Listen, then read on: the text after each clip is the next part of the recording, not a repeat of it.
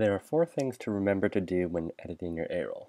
The first is to make sure the beginning of your A-roll has the most interesting footage of all of your video. You want to start off strong so no one clicks off your video on YouTube. The second is to make sure the ending of your video is also strong. Again, you want to leave the audience with something to remember so that they're more likely to share your video. The last two things are technical things. As you can see from these audio waveforms, some of your interview subjects are very loud, some are very quiet.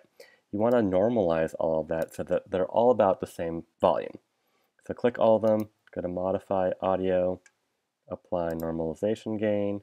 We're going to set this to -4.5, hit OK. Now all my audio will be normalized so it's about the same volume. The next thing to do is to color correct some of your video. Some of your footage might be a little bit too dark. To correct that, we'll double click the file. It should pop up here in your viewer.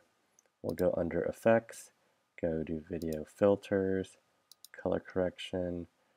Color Corrector, we'll just drag it onto your viewer. Underneath Filters, we can look at Color Corrector. Here's your highlights.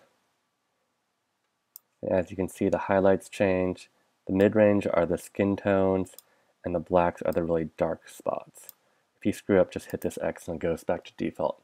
Generally speaking, if your video is too dark, just increase your blacks by about 15, hit return, and increase your mids by about 15 or 20 or so.